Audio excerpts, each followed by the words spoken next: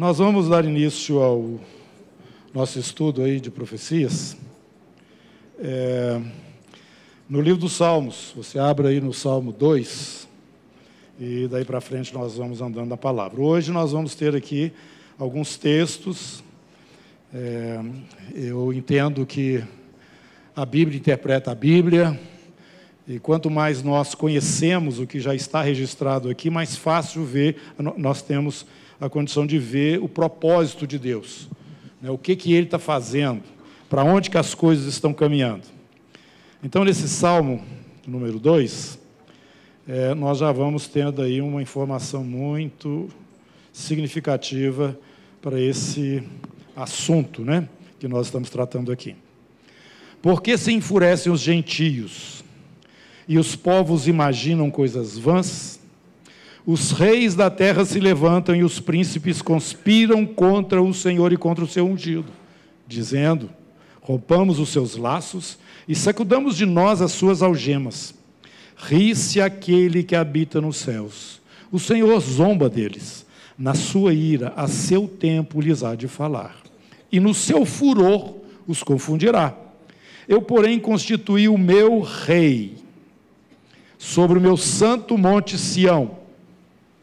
Proclamarei o decreto do Senhor. Ele me disse: tu és meu filho, eu hoje te gerei. Pede-me e eu te darei as nações por herança, as extremidades da terra por tua possessão. Com vara de ferro as regerás e as despedaçarás como vaso de oleiro. Agora, pois, ó reis, sede prudentes, deixai-vos advertir, juízes da terra, servi ao Senhor com temor. Alegrai-vos nele com tremor. Beijai o filho, para que se não irrite e não pereçais no caminho. Porque dentro em pouco se lhe inflamará a ira. Bem-aventurados todos os que nele se refugiam. Esse salmo fala objetivamente da pessoa de Jesus. Eu hoje te gerei, foi quando Maria deu à luz ali a Jesus, né, em Belém, e ele foi guardado ali naquela manjedoura, e certamente ela sofreu bem ali naquele parto, né? Primeiro porque não tinha muito recurso, segundo porque ela é uma figura que nós já estamos começando a conhecer melhor aqui, em relação ao que já vimos aqui, e vamos voltar a ver no capítulo 3 de Gênesis, uma mulher com dores de parto para dar à luz. Vamos no capítulo agora 110 do livro dos Salmos. Tem outros salmos falando, claro, a respeito do Messias, mas estes mostram o Messias governando, Senhor, absoluto, sobre tudo, sobre todos, sobre as nações da terra, sobre os reis da terra. E a admoestação aqui é para os reis da terra: sede prudentes, porque está vindo, e quando a ira dele for liberada, ele vai destruir toda a oposição. Disse o Senhor ao meu Senhor: assenta-te à minha direita, até que eu ponha os teus inimigos debaixo dos meus pés. Este foi o versículo que Jesus falou para os fariseus, lá, não sei se era fariseu, saduceu, quem que estava lá, mas que estava conversando com Jesus, e Jesus falou para eles: vocês me digam o sentido disso. Como é que Davi pode falar uma coisa dessa? Disse o Senhor ao meu Senhor. Que Senhor que estava falando? E ele continua: assenta-te à minha direita, até que eu ponha os teus inimigos debaixo dos teus pés. O Senhor enviará de Sião o cetro do seu poder, de Sião o cetro do poder, dizendo: domina entre os teus inimigos. Apresentar-se-á voluntariamente o teu povo no dia do teu poder, com santos ornamentos, como o orvalho emergindo da aurora, serão os teus jovens. O Senhor jurou e não se arrependerá: tu és para sempre sacerdote segundo a ordem de Melquisedeque. O Senhor à tua direita, no dia da sua ira esmagará os reis. Ele julga entre as nações, enche-as de cadáveres, esmagará cabeças por toda a terra. de caminho bebe na torrente e passa de cabeça erguida. Este é Jesus.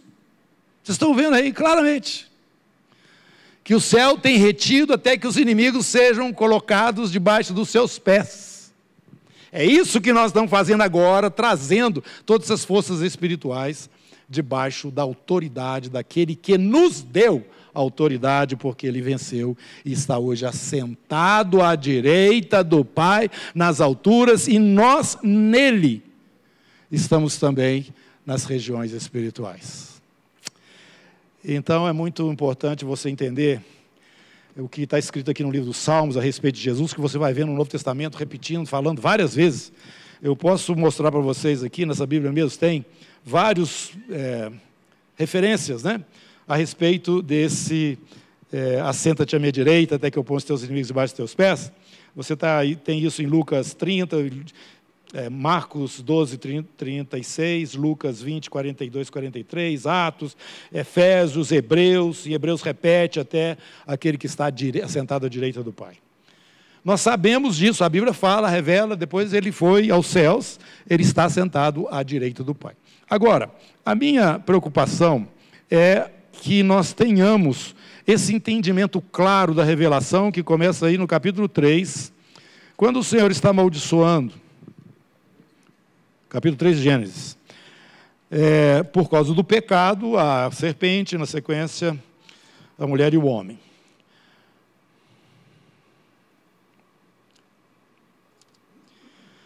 Vamos ver aqui o versículo 15. No primeiro versículo 15.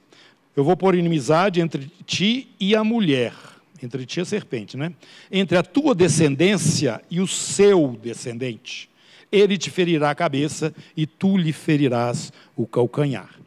Agora, no caso da mulher, ele fala que vai multiplicar sobremodo os sofrimentos da sua gravidez, e em meio a dores darás à luz a filhos. O teu desejo será para o teu marido e ele te governará. Eu falei que Maria deve ter passado muito apertado lá no momento em que Jesus estava nascendo, porque ela é essa figura aqui. Aí você fala, é isso que a Igreja Católica fala, que a mulher lá do Apocalipse 12 é Maria. Também, porque é uma figura. E nós vamos entender essa figura agora. Tá? Aqui nós temos visto que o Senhor multiplicaria as dores. Vamos lá para o Apocalipse 12. Nós vamos achar a mulher vestida do sol, com a lua debaixo dos pés, uma coroa de 12 estrelas na cabeça. Essas 12 estrelas trazem uma referência a Israel. E essa mulher vestida do sol, com a lua debaixo dos pés, a Eva lá atrás. E ela achava-se achava-se grávida, e grita com as dores de parto, sofrendo tormentos para dar à luz. Exatamente o que Deus tinha dito que aconteceria com a mulher. Viu-se também outro sinal no céu, e eis um dragão grande e vermelho, com 7 cabeças, 10 chifres, e nas cabeças 7 diademas. Não precisa ficar preocupado. O que é isso? Está explicando aí na frente. O que é, ou o que é esse dragão aí? Capítulo 12 mesmo, versículo 9. Foi expulso o grande dragão, a antiga serpente. É exatamente aquela que estava lá, que neste momento está sendo apresentada de uma forma diferente. Agora ele aparece aqui, né, a serpente aparece aqui como um dragão, com 7 cabeças e 10 chifres. Isso é expressão desse domínio, governo e ação maligna na terra nos últimos dias. Cresce, cresce, cresce, de uma serpente vira um dragão. Esse dragão é formado por 7 cabeças. Você vai encontrar esses governos e reinos ao longo da história, desde lá de trás. Nós vamos passar por isso. Você vai ver isso na imagem que Nabucodonosor viu. Mas eu quero que você continue aqui entendendo que na sua cauda, o dragão, ele traz consigo a 1/3 parte das estrelas do céu. E se deteve em frente da mulher que estava para dar à luz, a fim de lhe devorar o filho quando nascesse. Por quê? Eu colocarei inimizade entre a tua descendência e o descendente da mulher. Então, meus irmãos, aqui nós estamos vendo essa figura que representa Eva, que foi a quem foi dito lá no princípio. Essa figura representa Israel também, que vem na sequência, quando as nações começam a ser formadas. E esse caminho vai chegar lá na Maria, sim. Ela deu à luz a este que é o filho varão. Esse que há de governar as nações com cetro de ferro. Este que vai pisar o lagar da ira do Deus Todo-Poderoso. Este debaixo dos pés de quem vai ser colocado debaixo dos pés todos os adversários e opositores à sua autoridade, ao seu governo. Então nós estamos vendo, lá do princípio até aqui, no capítulo 12 do livro do Apocalipse, a sequência dessa revelação de Deus. Jesus é dito em um certo momento que ele é o mistério de Deus. Mas esse mistério nós vamos agora compreender ele melhor, esse Jesus, que é arrebatado no caso, eu falei que Jesus não foi arrebatado, mas aqui dentro desse texto, a ideia é essa, ele sendo arrebatado e foi para o trono de Deus. Jesus ressuscitou e subiu aos céus diante dos olhos de todos, não foi num piscar de olhos que isso aconteceu, mas ele foi visto até desaparecer. Mas antes ele falou, os anjos falaram, né, para os judeus que estavam lá, os discípulos, da mesma forma que ele está indo, ele vai voltar. Então este é o mistério que estava oculto, e que os profetas falavam, e havia já uma revelação dentro da profecia lá no Antigo Testamento, mas nada assim tão claro e tão forte e tão definitivo como nós estamos agora percebendo quando o propósito de Deus está sendo aberto e revelado à medida que o tempo vai passando. Então, meu irmão, nós estamos aqui agora com esta situação bem clara diante de nós, em que o filho, varão, ele vem passando por aquela que é a mãe lá atrás, né, a Eva, vem até Israel, que é a nação que surge entre outras nações, esse povo, e de dentro deste povo sai este, que é a promessa que foi prometida, né, no caso, o descendente da mulher. Ele há de esmagar a cabeça da serpente.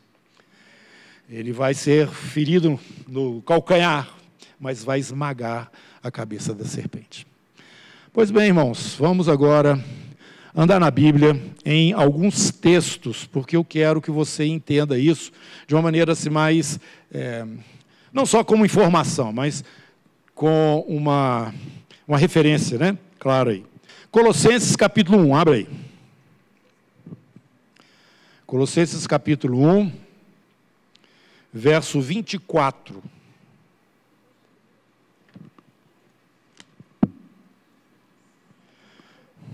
Agora nós vamos começar a andar na Bíblia aqui.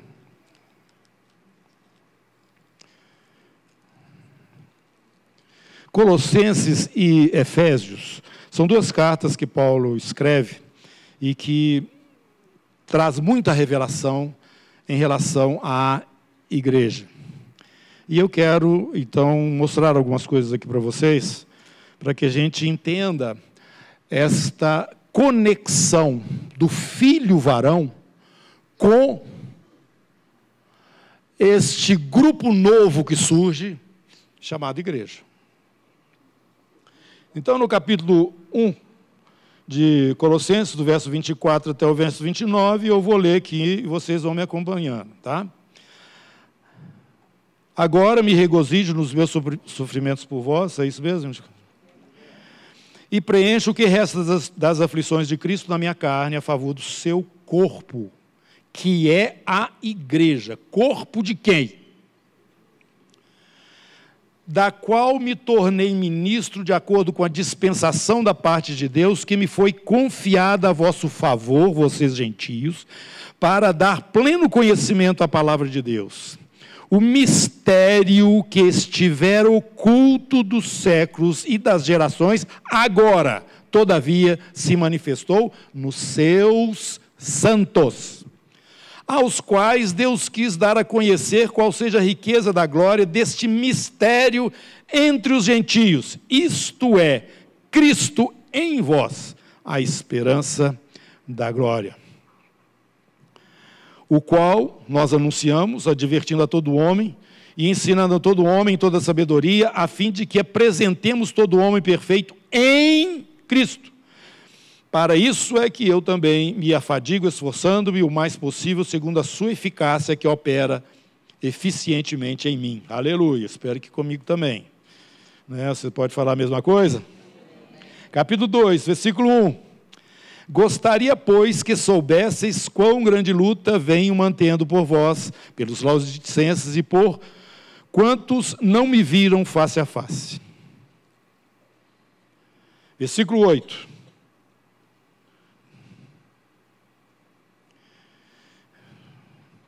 Cuidado,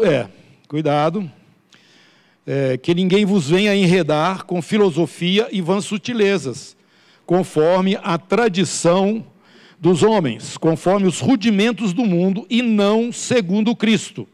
Porquanto nele, em Cristo, habita corporalmente toda a plenitude da divindade. Capítulo 3, versículo 1. Portanto, se vocês foram ressuscitados, né, juntamente com Cristo, buscai as coisas lá do alto, onde Cristo vive, assentado à direita de Deus. Pensai nas coisas lá do alto, não nas que são aqui da terra, porque vocês morreram, e a vida de vocês está oculta juntamente em Cristo, com Cristo no caso aqui, em Deus.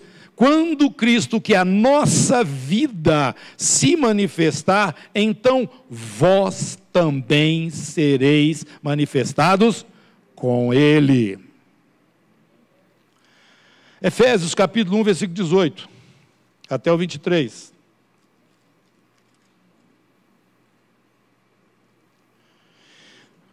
Efésios 18 até o 23. É o capítulo inteiro. Mas eu vou começar aqui do verso 18.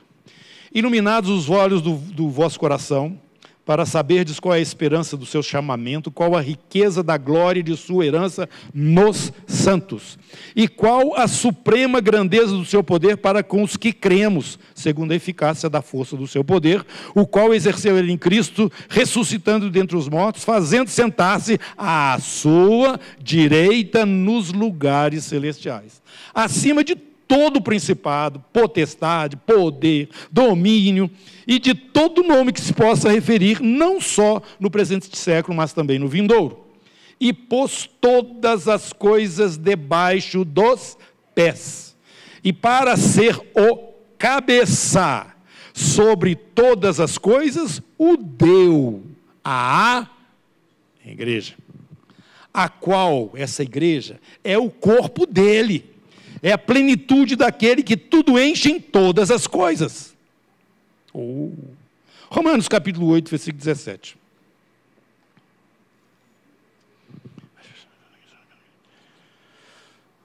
E o 18.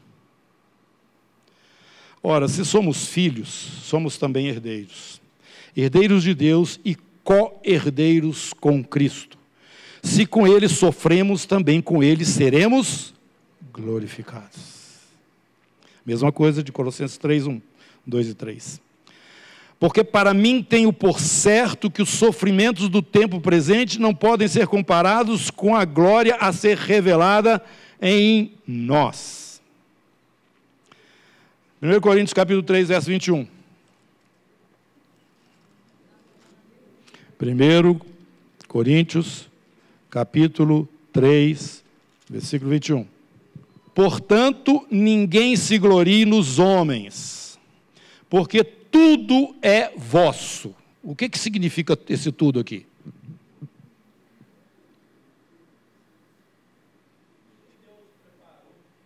Tudo. Tudo é nosso. Ele vai explicar aqui. Tudo é vosso. Seja eu, que no caso era o Paulo, né? Apolo, Cefas, apóstolos, né, também.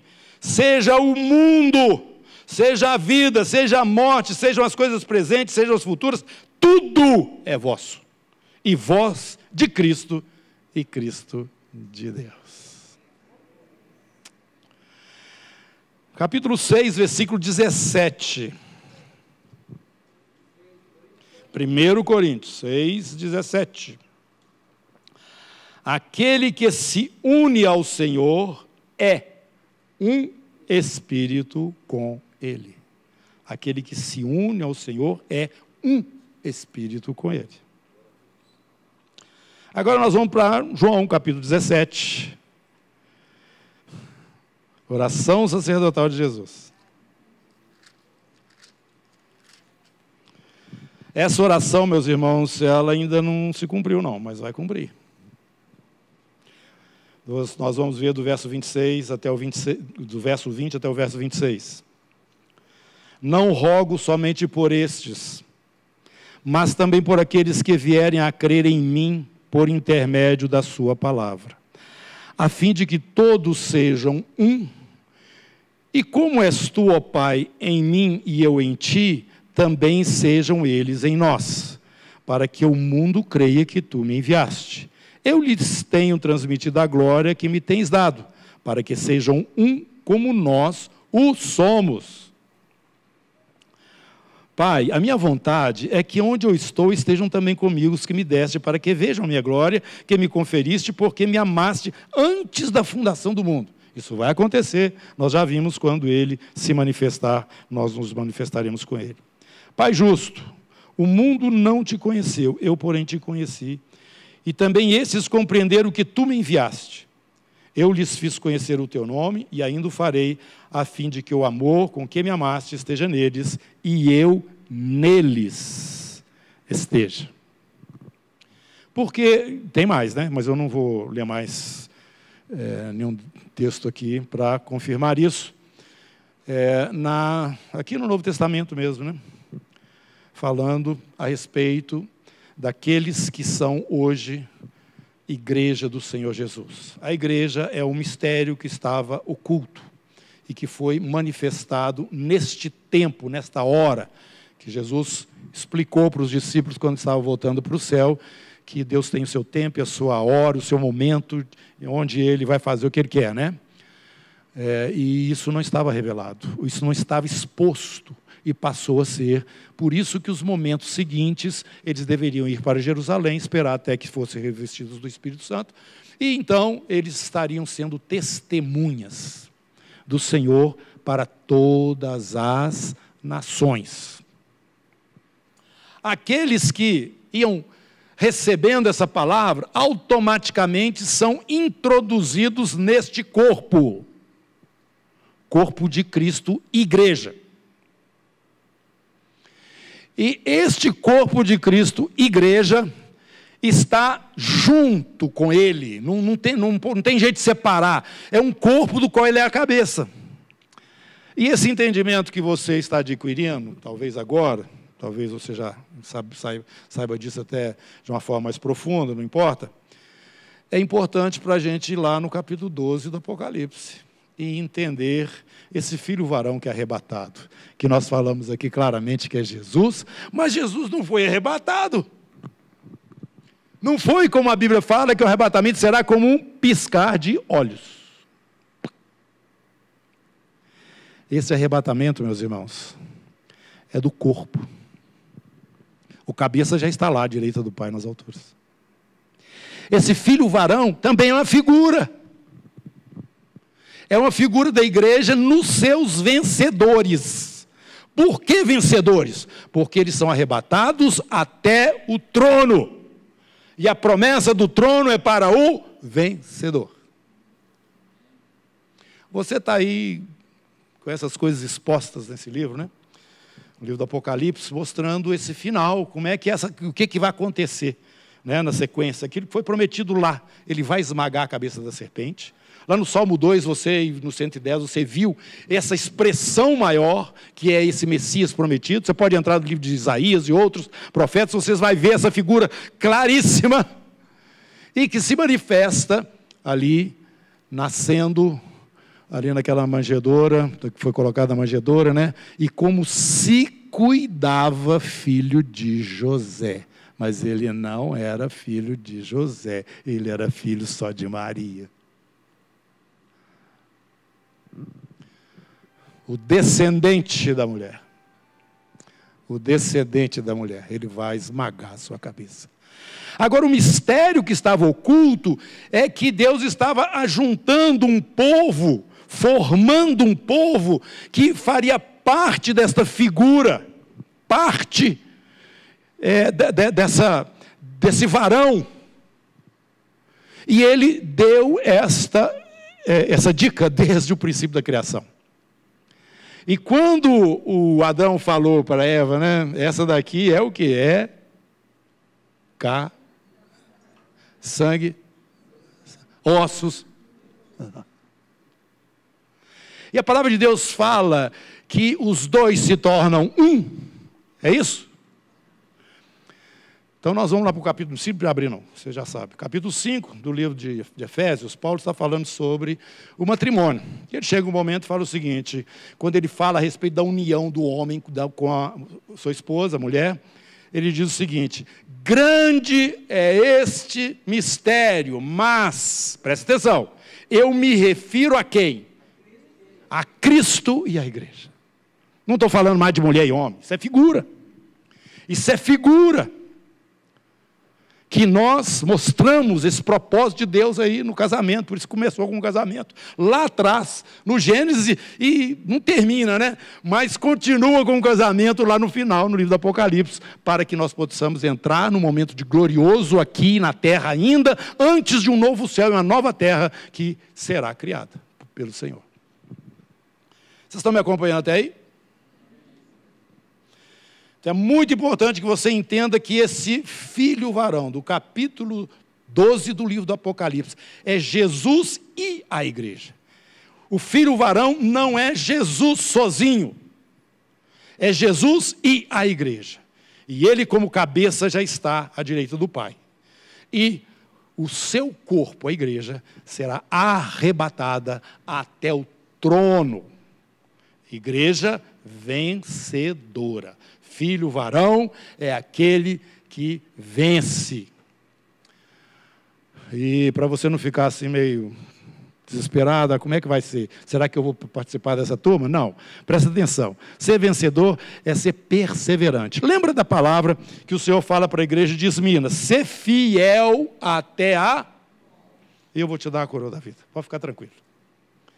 Não é que você tem que ter um desempenho especial para ser um vencedor, não. Você tem que usar e usufruir daquilo que Deus já liberou para a sua vida. E a partir disso, nas obras que Ele vai colocando na sua vida, você vai desenvolvendo um galardão. Todas estas coisas virão à luz. E o Senhor fala lá para o Daniel, né? Lá atrás, Daniel, fica aí quietinho, isso aqui você não está entendendo mesmo, isso é lá para o futuro. Mas pode dormir em paz, porque no devido tempo você vai receber a recompensa. Meus irmãos, todos nós vamos passar por um tribunal. Todos nós vamos passar por um tribunal. Agora, esses tribunais não definem, com exceção das nações, né? Para onde que você tem que... Se você vai ser salvo ou se você não vai ser salvo. Eles definem você como salvo ou como perdido com a sua recompensa. Com sua recompensa. Sempre dou esse exemplo. A pessoa pode ser condenada, mas ela vai ser condenada a um ano de prisão, 2, 3, 4, ou então lá pintar o muro. Tem uma pena, mas não é igual para todos. Mas todos esses estão condenados. Você vai ver a mesma coisa do lado dos que são salvos. Você vai ver que galardões vão ser dados de uma forma, não é igual não, né? Até brinco aqui, aquele coro que a gente canta aqui, aquele hino, né? E os povos... E a palavra é igualdade que nós tiramos. Eu não falei nada para o autor, não, mas só aqui na comunidade, né? Sem aquela palavra igualdade, porque ela não cabe não. Agora nós colocamos a palavra verdade, tá bom? Pode cantar com tranquilidade. Por que eu estou falando isso? Porque não vai ser igual. Não vai. Não, os galardões não serão iguais. A sequência do arrebatamento é o tribunal. Ali vai ser distribuídos os galardões.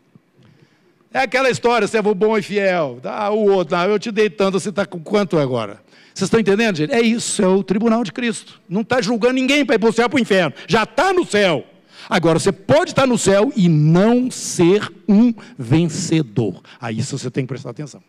Então, eu estou tentando aqui que fique dentro da sua mente, dentro dessa visão do Apocalipse, né, que esse varão que vai reinar, e nós vamos olhar agora isso na palavra de Deus, e vamos ver que não é somente Jesus, mas é o corpo. O filho varão é composto por Jesus, que é o cabeça, e a igreja, esse mistério de Deus, que passou a ser revelado também.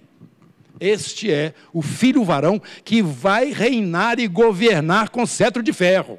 Vamos voltar lá para o capítulo 2 do livro dos Salmos, do capítulo 110 do livro dos Salmos. Isso é claro. O profeta já está falando lá. Isso é claro. Agora, você vai agora para dentro do livro do Apocalipse, no capítulo...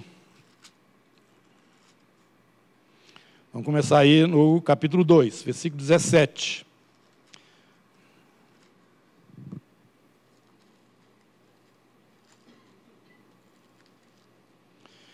E aí a gente já tem uma palavra com relação ao vencedor. Eu quero que você observe que estas promessas, elas estão relacionadas com a própria pessoa do Senhor Jesus.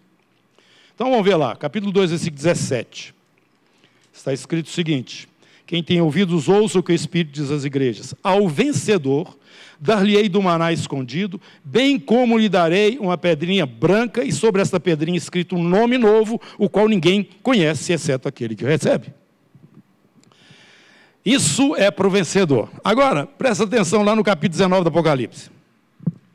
Falando a respeito... Capítulo 19, versículo 12, a respeito de Jesus voltando, né, conosco. E nós vamos ver isso aqui também hoje. Os seus olhos são chama de fogo. Na sua cabeça há muitos diademas. Tem um nome escrito que ninguém conhece, senão ele mesmo. O próprio Jesus tem um nome que só ele conhece.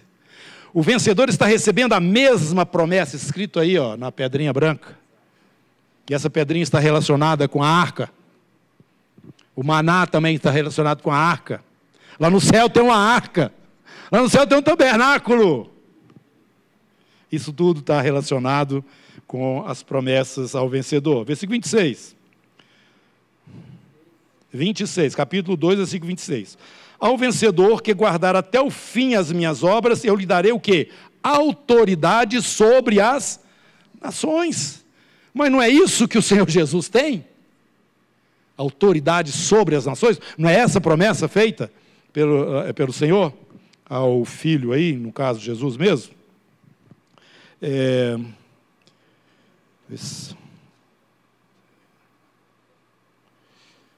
Cetro, versículo agora 27.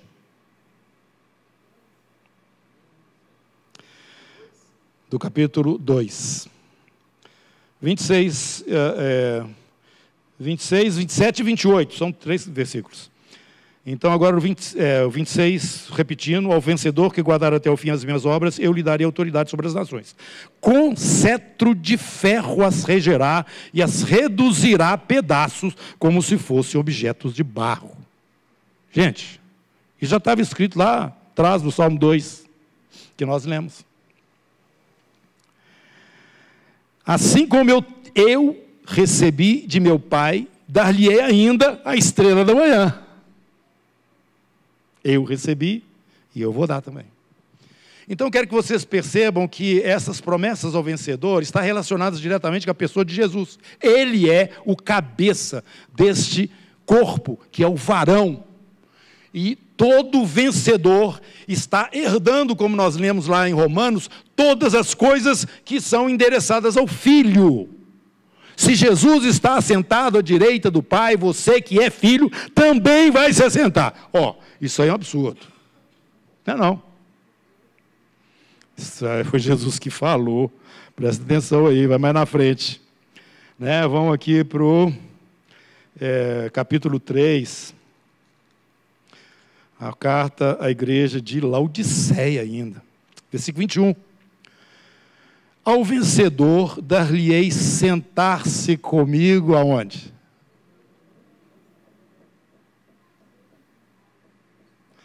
Assim como eu também venci e me assentei com meu Pai no seu trono.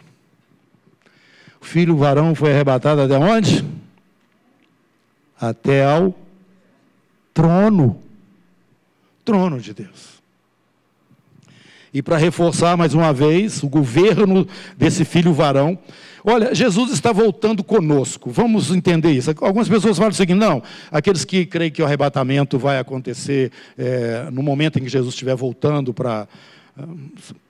parece que uns amilenistas pensam dessa maneira, né? Que não vai ter esse arrebatamento para a gente ir para o céu e depois voltar com Jesus, não. Alguns creem que nós vamos encontrar com Jesus nos ares e Jesus já está descendo mesmo e acaba de chegar aqui embaixo.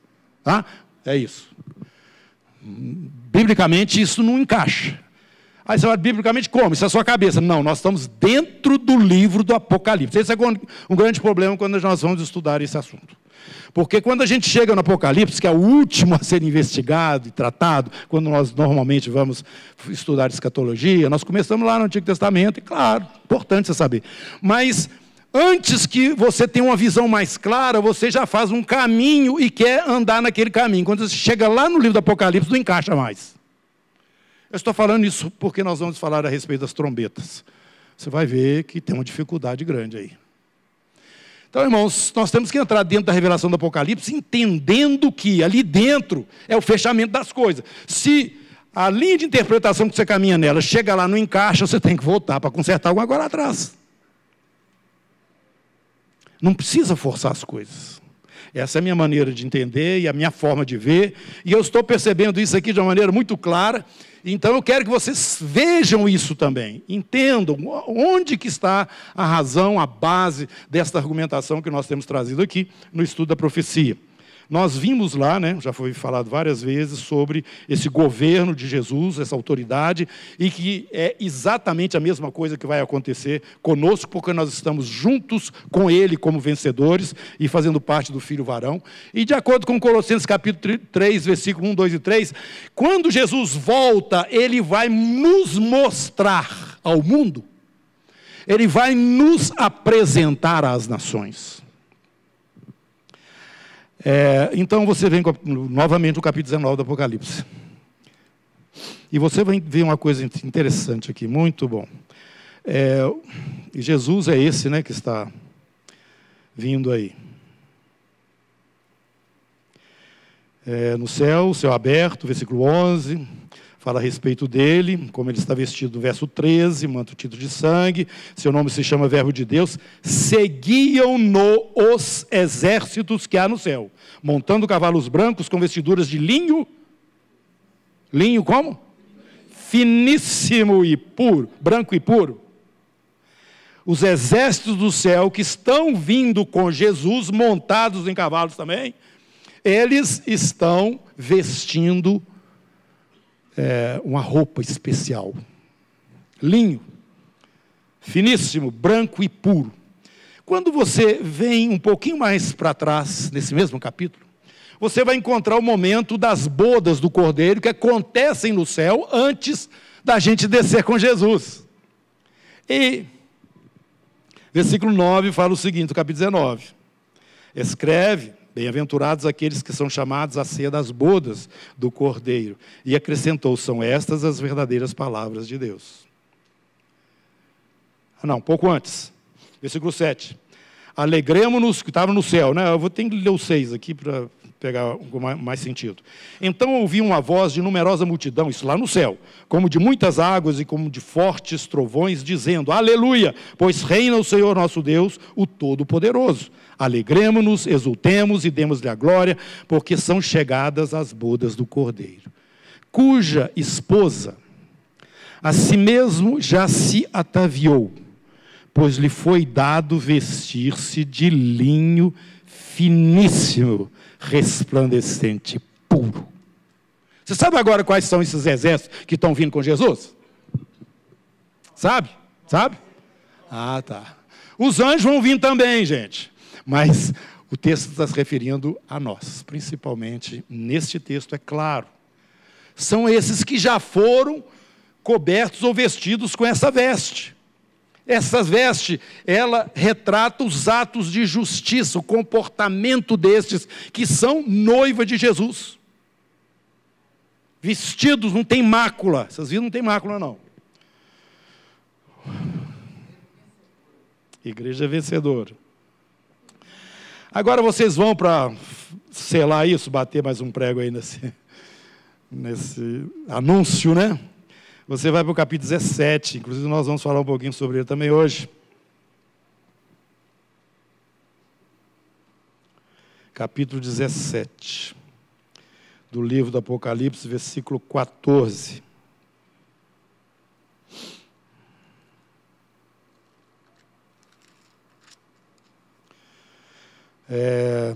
Vamos ler antes para você ter o entendimento completo, né? Versículo 11. A besta que era e não é, também é ele o oitavo, e procede do 7 e caminha para a destruição. Os 10 chifres que viste são 10 reis, os quais ainda não receberam reino, mas recebem autoridade como reis com a besta durante 1 hora. Tem estes um só pensamento e oferecem à besta, que nós já sabemos que é o anticristo, né? E depois nós vamos ver ele com mais clareza ainda. A besta, versículo 13. Tem estes, eu parei no 12? Então 13 agora. Tem estes um só pensamento e oferecem à besta o poder e a autoridade que possui. Se submetem a ela e deixa ela então governar, né? Eles pelejarão contra o cordeiro. E o cordeiro os vencerá, pois é o Senhor dos senhores e o Rei dos reis. Mas não acaba aí não. Vencerão também os chamados, eleitos e fiéis que se acham com ele. Então volta para o 19, capítulo 19. Esse aí é a volta de Jesus, viu? É as bodas do cordeiro lá no céu e a descida para a terra com ele. Então, aqui no capítulo 19, nós vamos ver esse fato acontecendo. O juízo, né? Versículo 19, olha aí. Vi a besta e os reis da terra com seus exércitos congregados para pelejarem contra aqueles que estavam montados no cavalo e contra nós, o seu exército. Mas a besta foi aprisionada e com ela o falso profeta, que com seus sinais feitos diante dela seduziu aqueles que receberam a marca da besta e eram adoradores da sua imagem. Os dois foram lançados vivos dentro do lago de fogo que arde com enxofre. Interessante, não é o diabo que vai para lá primeiro, não. Não é o dragão, não. É a besta e o falso profeta. São lançados no lago de fogo.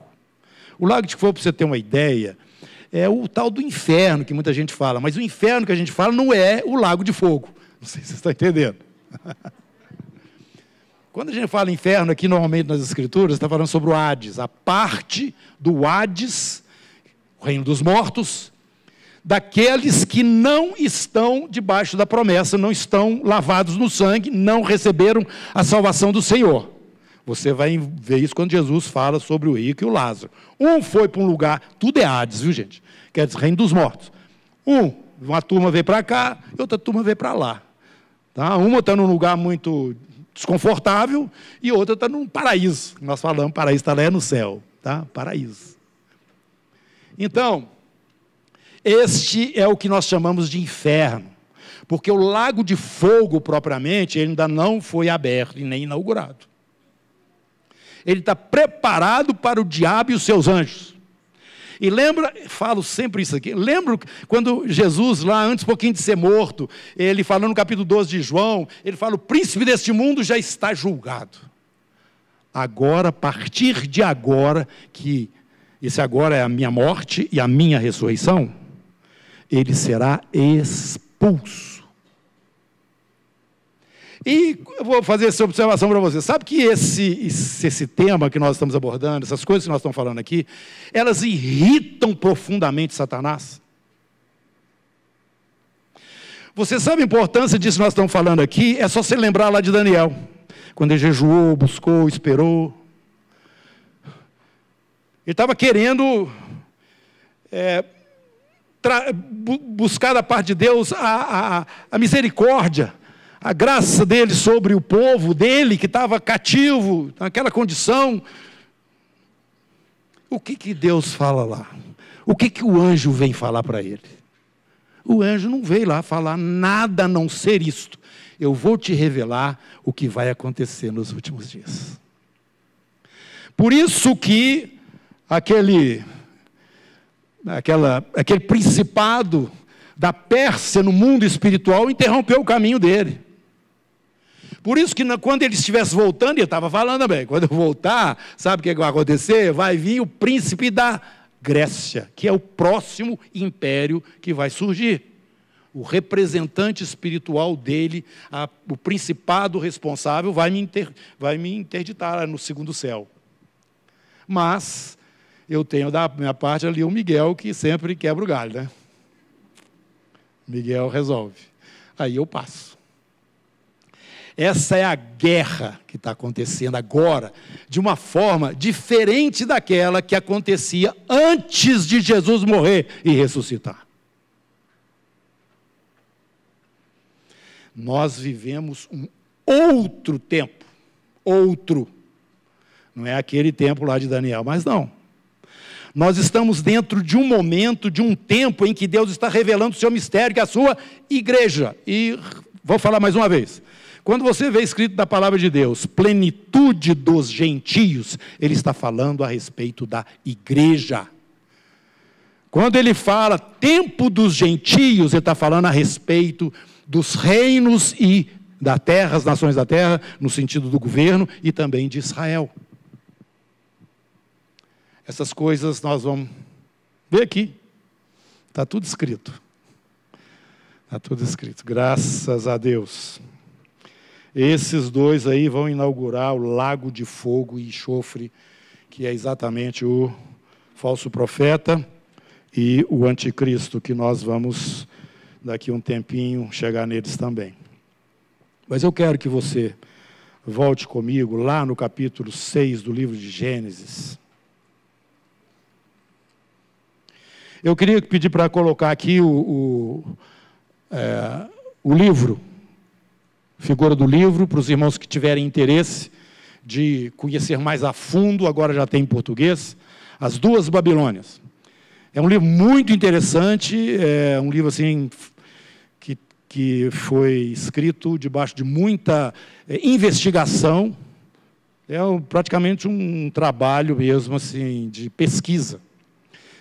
Nas civilizações anteriores, pegando desde a Babilônia até os nossos dias, mostrando o que vem de lá para cá. Isto porque nós vamos lá no capítulo 6, e nós vimos lá que o dilúvio ia acontecer, não é mesmo? Pelo motivo que nós já falamos aqui também, confusão na raça humana, os filhos de Deus, e ali isto aconteceu em Babel. Ou melhor, que é isso? Estou falando... Não, capítulo 6, anunciando o dilúvio.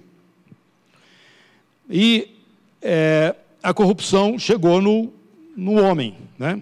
Eu até expliquei sobre esse tempo, que foi um tempo assim, muito especial, e eu vou dar aqui hoje para vocês, eu fiz as contas aqui. O Noé viveu 930 anos, ou melhor dizendo, o Adão, 930 anos. Depois, mais 126, o tempo que separa a morte dele do nascimento de Noé. E Noé viveu, somos 126, mais 600 anos antes do dilúvio. Então, esse período de Adão até o dilúvio foi de 1696, dos quais o próprio Adão viveu 930. Entenderam? Põe isso aí na sua cabeça, para você entender que o mundo era muito, muito cheio de gente. Muito. Passaram-se 1656 anos. E aquela geração todinha ali pereceu. Só sobrou Noé. Tá? Capítulo 11. No capítulo 11... Não, agora capítulo 11. Eu fiz uma referência do capítulo 6, que vai mostrar que o dilúvio vai acontecer. E agora nós estamos aqui no capítulo 11, mostrando para vocês a Torre de Babel. É aqui que começa essa história da tal Babilônia. Já expliquei também que o fundador dela foi o Nimrod, que nós já lemos aqui para trás, né? No capítulo 10, versículo 9. Foi valente caçador diante do Senhor, daí dizer-se, como Nimrod, poderoso caçador diante do Senhor. O princípio do seu reino foi Babel. Então, esta Babel, ela é muito simbólica dentro daquilo, tudo que vai acontecer daí para frente em termos de culto, em termos de adoração. Eu tentei passar para vocês esse entendimento de que desde o momento de Adão até o momento do dilúvio, não existia um outro Deus, alguém para ser adorado. O Senhor era conhecido, mesmo porque o Adão morreu antes de ontem. Eu visitei, fui lá na casa dele, tomei café com ele. Vocês estão entendendo, gente? Esta geração foi uma geração hiper especial. Então, veio o dilúvio, por causa desse episódio do capítulo 6, os filhos dos homens, né? Nós cremos que são entes espirituais, anjos realmente, que largaram o seu domicílio, como fala Judas, o lugar onde eles deveriam estar, e vieram se tornando homens com as mulheres, né? No lugar dos homens, e com as mulheres, e cruzaram com elas aí, e essa geração deles foi diferente. Então veio o dilúvio, acabou com essa brincadeira toda. Os anjos foram presos, viu, gente? E estão também aguardando julgamento. No capítulo 6 do livro de 1 Coríntios, você vai ver Paulo falando o seguinte: olha, gente, vocês não sabem que nós vamos julgar o mundo e também os anjos? Você sabia disso? Tem conta para ser acertada. E nós é que vamos fazer esse serviço para o Senhor, com os anjos, com o mundo. Capítulo 20 do Apocalipse, você vai ver lá, vi tronos. A terra toda vai passar por um julgamento. E quem que está sentado nos tronos? É a igreja, irmãos. É a igreja. Eu acabei de falar aí. Vocês não sabem que vocês vão julgar o mundo? Então, queridos, aí começa a história de Babel, mas dentro dessa realidade. Os homens acabaram de sair do dilúvio, que é período do dilúvio, e agora eles querem construir uma cidade em desacordo com a orientação de Deus para eles, que Deus tinha dado para Noé. E aqui eu quero explicar um pouquinho sobre Noé. Já falei que morreu todo mundo. Todo mundo. E Pedro nos informa que Jesus, depois que morreu, ele foi ainda resolver alguma coisa relativa aos que morreram no dilúvio. É isso mesmo, você estava escutando. Dói no ouvido, né? Mas Jesus foi. Está lá, escrito Pedro. Então vamos lá ler para vocês. Não desmarca o capítulo 11. Pedro, lá no final da Bíblia. Ele explica aqui. Pedro.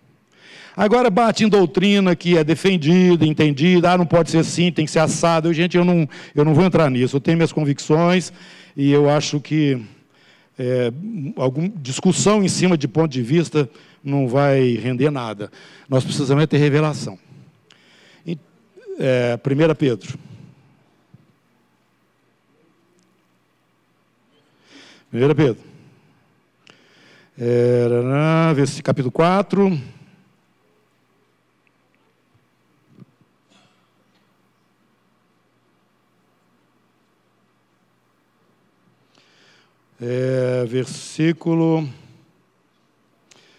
Versículo 5. Os quais hão de prestar contas àquele que é competente para julgar vivos e mortos.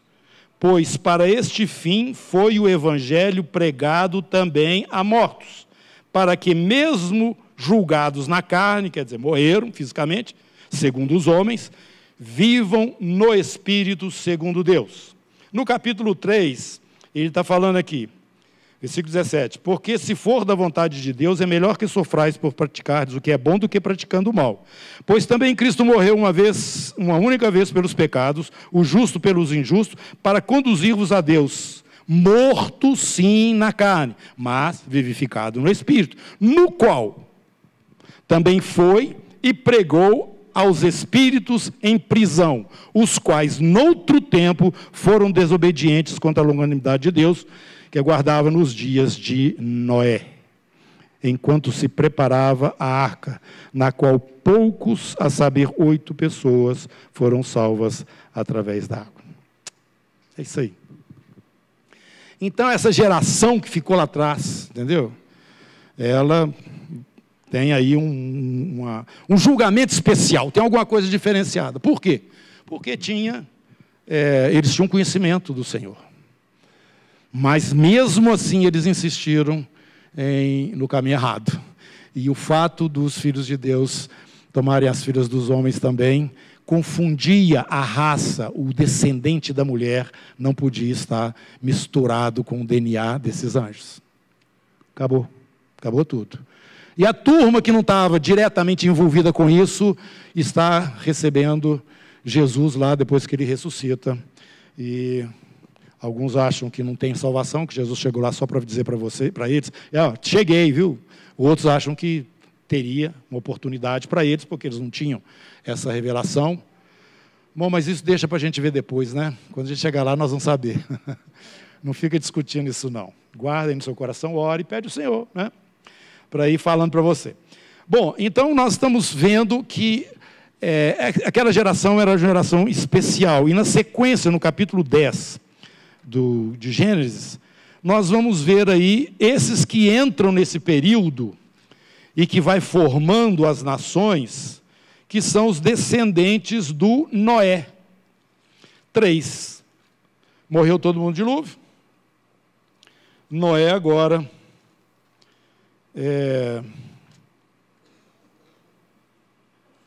capítulo 10, né? Isso, capítulo 10. Descendentes dos filhos de Noé. São essas gerações dos filhos de Noé, Sem, Cão e Jafé. E nasceram-lhes filhos depois do dilúvio. Passou depois do dilúvio. Meus irmãos, quando Noé saiu da arca, ele fez um sacrifício, né? Adorou o Senhor, recebeu do Senhor a aliança que começou agora com os homens das gerações que vinham se seguindo dali para frente. Não ia ter mais dilúvio, nem vai ter. A prova é que tem o arco-íris, que foi colocado pelo Senhor para dizer que essa é a minha aliança com os homens, com a humanidade, eu não vou destruir mais da forma como foi destruído. Começou um novo tempo. Agora é um tempo em que as nações começam a surgir na terra. E surgem de onde? Dos descendentes de Sem, Cão e Jafé. Tá? E você vai vendo aí, os filhos de Jafé são Gomer, Magog, Madai, Javã, Tubal, Meseque, Tiras. Filho de Gomer, Askenaz, Rifate, Togarma, e já vai indo, né? Os filhos, 6, filhos de Cão, ou Cã, Cush, Mitzraim, Put e Canaã. Os filhos de Cush, aí pula agora para mais na frente, né? O Sem, versículo 21. A Sem, que foi pai de todos os filhos de Éber e irmão mais velho de Jafé, também lhes nasceram filhos. Os filhos de Sem são Elão, Assur, Arfaxade, Lud, Arã, os filhos de Arão,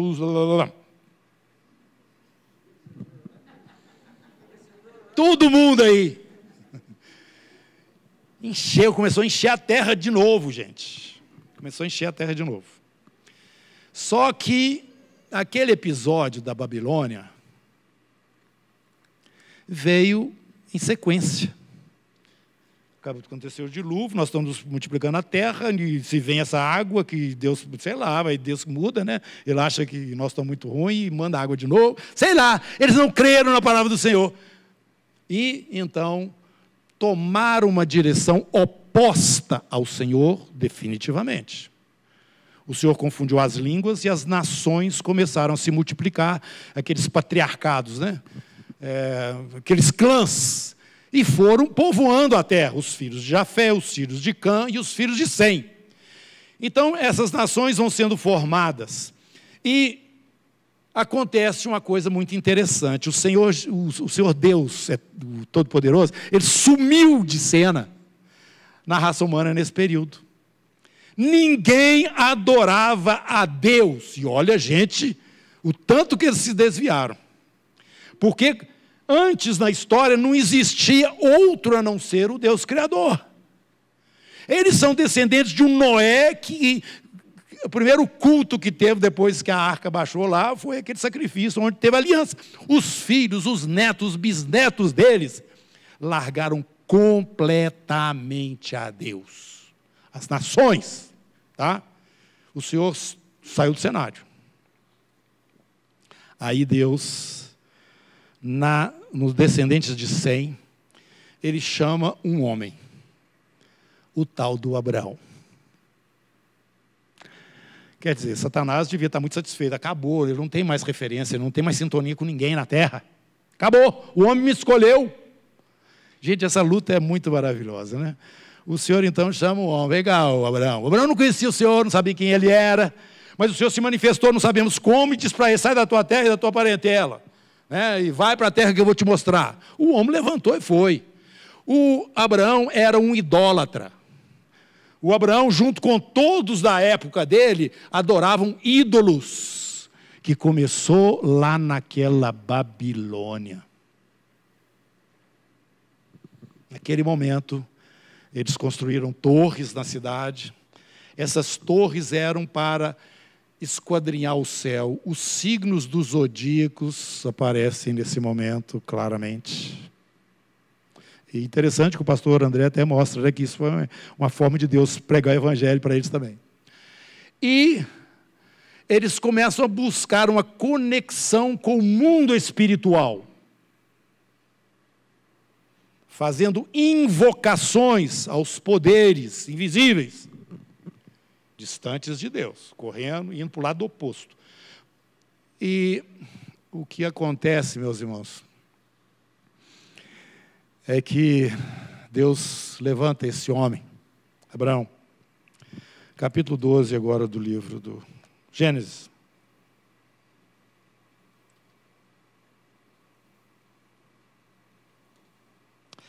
Ora, disse o Senhor a Abraão: sai da tua terra, da tua parentela e da casa de teu pai, e vai para a terra que te mostrarei. De ti farei uma grande nação, e te abençoarei, e te engrandecerei o nome. Sê tu uma bênção. Eu vou abençoar os que te abençoarem, e vou amaldiçoar os que te amaldiçoarem. Em ti serão benditas todas as nações da terra. Você quer ver o cumprimento disso lá na frente? Não desmarca o 12, não. Vai lá para o Apocalipse. Capítulo 7.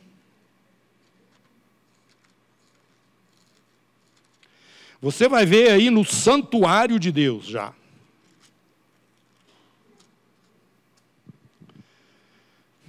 Versículo 9. Depois destas coisas vi, e eis grande multidão que ninguém podia enumerar, de todas as nações, tribos, povos e línguas, em pé diante do trono e diante do Cordeiro, vestidos de vestiduras brancas com palmas nas mãos. Eu vou abençoar todas as famílias da terra. A promessa está lá atrás. Na sua descendência, Abraão. Através da sua descendência. O Abraão, que bom. Que ótimo. E foi obedecendo o Senhor. Fez coisa errada, você sabe, na história do Abraão. Mas Deus nunca abriu mão de que realmente Abraão era o seu amigo. Porque Abraão respondia de forma plena a toda palavra que Deus trazia para a vida dele e para ele. Ele obedecia. Ele chegou a obedecer, irmão, de uma forma assim, espantosa, quando Deus pediu para ele sacrificar o Isaac. Vocês lembram? A gente não estava lá não, né? Mas nós lembramos da história. Abraão. Pega esse menino aí e sacrifica ele para mim. O livro de Hebreus nos explica o que estava no coração de Abraão. Abraão conhecia esse Deus, ele já estava lá no final da vida dele, velhinho lá, né? Quase final da vida, ainda rendeu mais um pouquinho.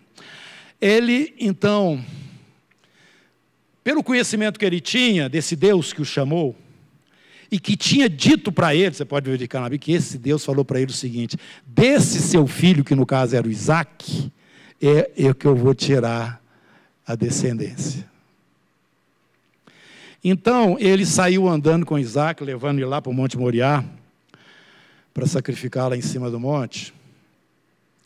E ele ia pensando: eu vou sacrificar meu filho, mas esse filho é o filho que Deus falou que vai sair a descendência.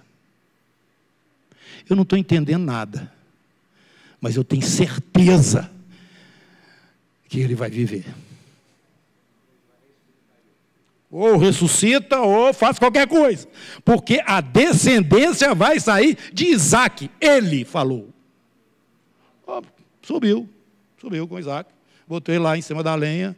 O Isaac assustado, imagina que menino assustado. Meu pai, o pai não é pai, era avô, bisavô dele, né? Ganhou o menino com 100 anos de idade. Então, que isso? Não, essa cena é uma cena assim impressionante, irmãos. Ela mostra o Gólgota, o Monte Moriá também, né? Onde Jesus foi levantado ali. Então, irmãos, o Senhor disse para Abraão: eu sei. Aquilo era para o próprio Abraão, porque Deus já sabia. Tá?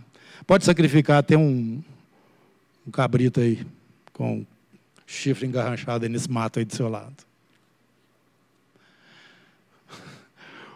Eu fico imaginando o Isaac saindo de cima da lenha lá, né? O Abraão cortou as cordas lá que amarrava o menino. Foi lá, pegou o animal e sacrificou. Este momento não acontece no Gólgota, não. Lá o filho é sacrificado. Isso é para a gente notar o amor de Deus, que esse programa todo tem alguma coisa maravilhosa por trás dele, que é o amor do Senhor por nós.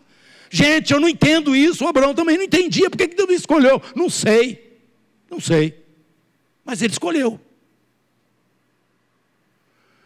E essa história maravilhosa que nós vamos vendo, o desenrolar desse plano, Satanás, em quase todas as eras e tempos e dispensações, ele tenta se fechar de um jeito que não tem jeito mais para Deus. Mas quando toda a terra estava inundada com a idolatria e eu chamo de espiritismo, tá? Porque era invocação de morto, invocação de forças espirituais, tá? Nasceu onde? Nasceu na Babilônia, um culto que não era endereçado para o Deus único. E quando o Senhor tira esse descendente aí de Abraão, que é descendente de Sem, que cai em Jacó, Jacó então tem os seus 12 filhos, que identifica a coroa na cabeça da mulher lá do capítulo 12. Tem 12 filhos. E então, desses 12 da tribo de Judá, de um filho chama Judá, é que vem o Messias. E ele é revelado. Mas o que eu quero realçar nesse momento é que quando Deus tira o povo de Israel do Egito e coloca ele no deserto e começa a se revelar, porque eles não conheciam Deus também não, eles falavam o Deus de nossos pais, tá? Eles tinham essa referência, mas não tinham muito entendimento. Eles não sabiam que Deus era um Deus moral. E Deus mostrou isso para eles lá no deserto, com a lei. Eles não tinham nada disso. Tinha só uma referência de que eles tinham um Deus da família deles, lá de Jacó, que era o Deus de Jacó, de Abraão e de Isaac. Esse é o nosso Deus, nós somos descendentes deles. Então Deus pega esse povo e leva ele ali para o deserto. E lá no deserto, entre as coisas que Deus falou para eles, é o seguinte: olha, presta atenção, irmãos. Vocês, 10 mandamentos. Primeiro mandamento: não terão outros deuses diante de mim. Aí Deus começa a dizer: Nada com o que está voando no céu, nada que está rastejando a terra, nada que está dentro do mar, nada de nada. Por quê? Primeiro, porque é Ele o único, mas também baseado no fato de que todas as nações estavam contaminadas com aquele culto que nasceu naquela cidade rebelde chamada Babilônia. Pode projetar o livro aqui, por favor? Aquele livro que eu quero mostrar para os irmãos, As Duas Babilônias. Já está aqui, ótimo. Esse livro aí, irmãos, quem quiser o livro em português, eu tenho aqui o endereço para vocês irem lá. Eu não consegui, não. Mas esse livro é do Alexander Hughes Lopes, livro antigo, muito antigo. É uma pesquisa que é feita lá nas civilizações anteriores, passadas, lá para trás tudo, mostrando uma coisa interessantíssima. Várias coisas, mas o cerne disso é o culto que é feito desde as civilizações mais antigas a uma mulher e ao seu filho, tendo uma figura maior que não é tão enfática dentro do culto que vai ser prestado. E essa mulher com esse filho vai sendo reproduzida nas várias nações que vão sendo formadas a partir daquele momento que as línguas são... aparecem as línguas e eles têm que se separar. Então, essa pesquisa mostra que dentro dessas gerações lá atrás, você vai encontrar que esse culto está direcionado para uma mulher e uma criança. E, no caso, esse maior, né, esse Deus, ou essa pessoa mais, que eles não dão muita ênfase nele, é o Nimrod, que foi visto como sendo Deus Sol, o pai daquela criança que, no caso, a rainha Semíramis teve. E ela tinha esse filho, que se chamava Tamuz. Então, quando você vê uma figura aí, uma mulher segurando um bebê, você pensa, é a Maria com Jesus. Não, essa figura já existia muito tempo, mas muito tempo antes de Maria e Jesus. Meus irmãos, isto vem contaminando as nações desde a Babilônia. Por isso, no capítulo 17, você vai ver uma mulher montada na besta. Este governo humano que vai estar presente, que já está presente, que vai ser manifestado no final aqui, como sendo essa besta de 7 cabeças e 10 chifres. A mulher está montada nela. Que mulher que é essa?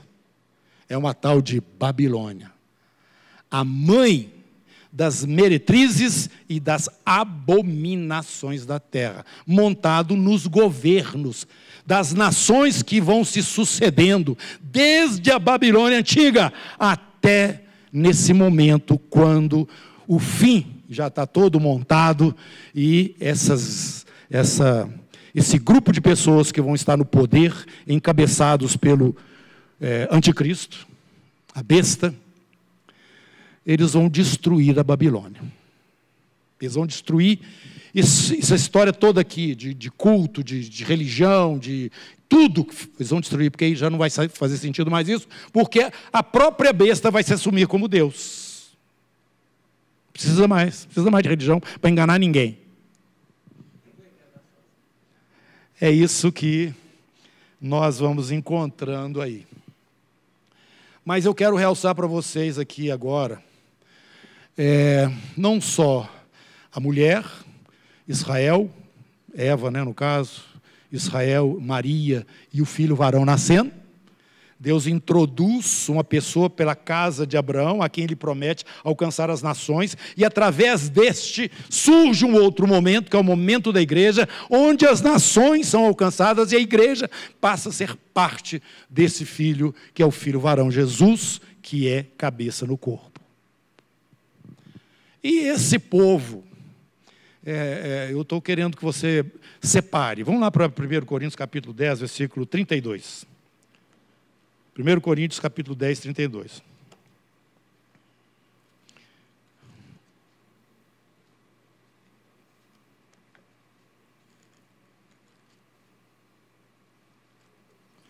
Aqui nós vamos ler o seguinte: Paulo admoestando os irmãos: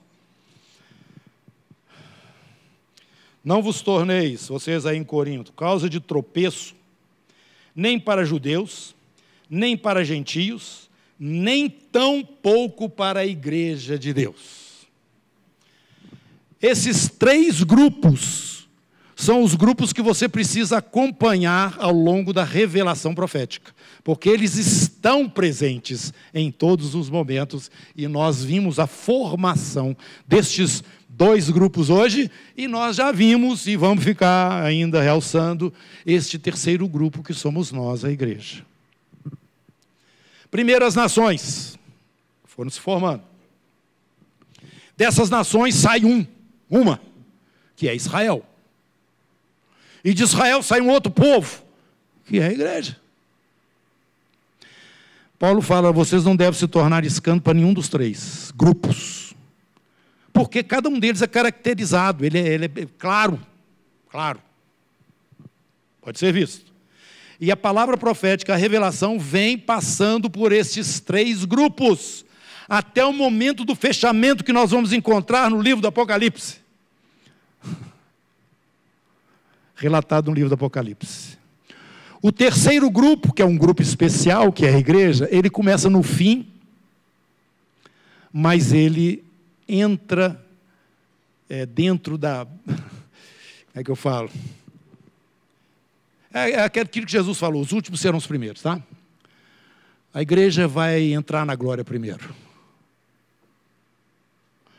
E aquilo que o escritor de Hebreus fala com relação àqueles que foram justos das gerações passadas, da antiga aliança lá do Antigo Testamento, o Elias, o Josué, o Moisés, a turma toda de lá, eles não podem, estão aguardando, tá? Eles já estão lá no céu, estão lá, já saíram do paraíso, já pode entrar dentro da cidade, viu? Onde está o trono de Deus, e já estão lá com a turma toda. Só que eles não podem receber a herança deles enquanto a igreja não for arrebatada da terra. Está escrito em Hebreus. Eles não podem ser aperfeiçoados. Eles têm que esperar a gente. Aí ele argumenta no capítulo 11: por isso, tendo essa nuvem de testemunhas, corramos com perseverança a carreira que nos está proposta. Porque estão aguardando: opa, peraí, resolve logo, chega lá na frente que eu dependo de você. A igreja é a última, mas é a principal, ela se torna uma com Jesus, e é o corpo de Cristo, encabeçado por Ele mesmo, que tem a prioridade. Depois disso é que Deus vai trazer a bênção dEle também para os da antiga aliança, e vai permitir que, dentre as nações, alguns entrem no reino que vai estar iniciando logo que Jesus chegar na terra. O chamado milênio. Vocês têm a sequência, depois, se vocês quiserem. Aqui é bem resumido. Vocês poderão olhar ali no quadro. Mas eu estou mostrando isso porque hoje eu quero que você entenda o filho, quero que você entenda a mulher, realmente mostrando aí que a sequência por onde vem o filho varão, que esse filho varão é uma figura do corpo de Cristo, junto com o próprio Cristo, que foi o primeiro e já está sentado à direita de Deus. Depois a igreja vai ser arrebatada juntamente com ele, e os 2 são um, porque eu estou te pedindo isso, Pai, para que eles sejam um, assim como eu sou um contigo. E é o caso do casal, os 2 se tornam uma só carne. Eu estou me falando a respeito de Jesus. A unidade da igreja com a pessoa de Jesus é completa. E assim como Jesus recebeu todos aqueles galardões, né, devido a ter sido esse que chegou lá na frente da gente, ele vai dar o mesmo que receber, vai passar para nós também. Vai dar para a gente também. São as promessas ao vencedor. Esse vencedor, que é Jesus e a igreja, vão governar dentro desse novo momento que vai começar na terra quando nós voltarmos e chegarmos aqui com Jesus. E dentre as nações, aqueles que passarem pelos tribunais, esses tronos que vão ser espalhados aqui na terra, os que passarem, que lá no capítulo 25 de Mateus está escrito o que é que precisa ser verificado para que essas pessoas possam ser, entre aspas, salvas. Na verdade, serão salvas aqueles todos que forem aprovados nesse tribunal. Eles vão continuar vivos dentro de um período maravilhoso que vai começar na terra, porque ela será governada pelo próprio Jesus e pela sua igreja. Hã? Quem, gente, isso? As nações. Dentre as nações que vão passar por esse tribunal, nós voltamos com o Senhor Jesus. Não, a igreja já está voltando, já foi, já está voltando. Já voltou com Jesus. Chega aqui na terra, ajunta todas as nações. Está escrito lá no capítulo 5 de Mateus. Junta todas as nações e as pessoas que sobraram de todos aqueles flagelos, que sobraram do Armagedon em todas as nações, todos serão julgados. E lá está escrito o padrão do julgamento. Os que tomar a bomba vão morrer direto. Os que não tomar bomba vão poder continuar vivos. Nações. Vocês entenderam? Quem não entendeu, levanta a mão, que eu vou explicar de novo. Não entendeu? Não entendeu? Tá. Eu vou explicar isso aqui para vocês agora. Tá?